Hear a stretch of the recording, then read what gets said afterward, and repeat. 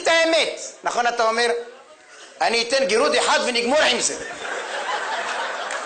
ואתה לוקח את הרגל השנייה עזר כנגדו ומתחיל תח תרתלך תח תח תרתלך ומצטרפות פתאום 4 אצבעות. אתה רואה בן אדם לא יורד עד שהעור לא יורד לו משם, הוא לא זז. נכון? תגידו את האמת, מה התרופה לאקזמה?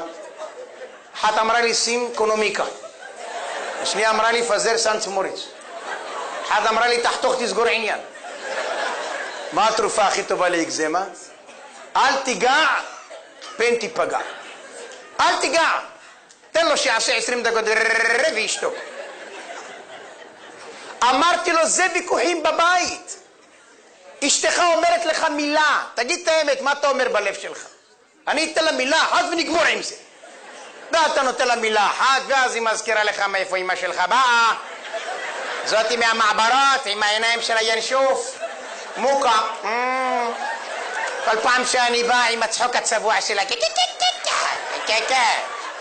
כן נו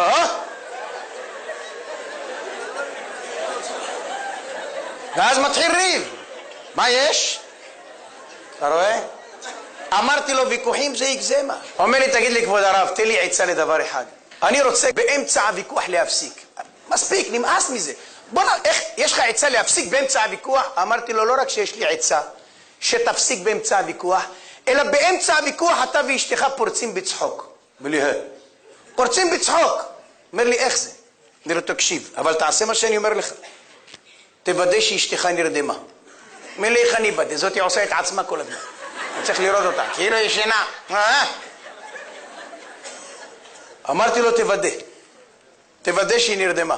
אומר לי, איך אני יודע? אמרתי לו, תראה, אפשר לראות, אני רואה את זה בשיעורים. אני נותן שיעורים, פותחים את הספר, הוא נרדם לך על הספר, אתה רואה את השפתיים שלו נמרחות על כל עם הרוק, זה אפשר להעיר אותו. זה אם אתה מעיר אותו, הוא לקח 2 דפים מהספר איתו ביחד. חבל על הזמן.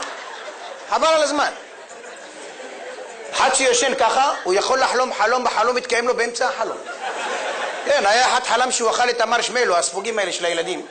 את המרשמלו הכי גדול בעולם. קם בבוקר, אין לו כרית. גמר על הכרית. גמר עליה. ישנים חזק, הבן אדם רדום. אמרתי לו, ידידי היקר, תקשיב טוב. אשתך נרדמה, כנס לחדר השני, קח עט ודף ותרשום. תרשום. אלו הדברים הטובים שאשתי עושה בשבילי. מבשלת, מכבסת, שומרת לי על הילדים, מפנקת. תרשום. תרשום, הרי למה בן אדם מתווכח עם השני? למה בן אדם מתווכח עם אשתו? כי באותו רגע הוא שכח את כל הדברים הטובים שהיא עושה לו. שכח את הכל. אם הוא היה רואה כללית את כל מה שהיא עושה, הוא היה אומר, עם מי אני מתווכח? אתה לא מתבייש? על זה אתה מתווכח. מה עם כל הדברים הטובים?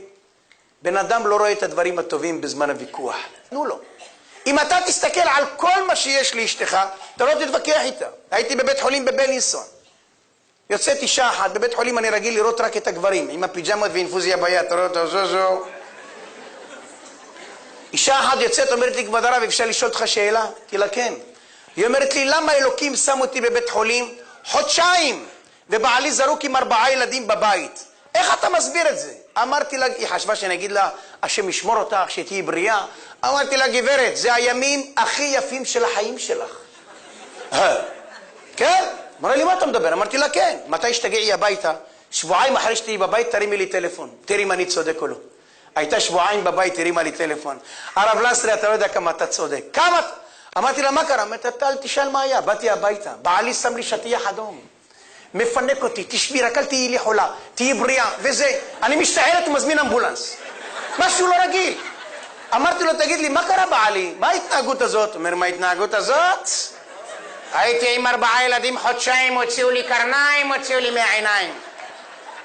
זה יושב שותה לי מטרנה בלי הפקק, הכל נכנס לו פה בפנים. השני עם חנון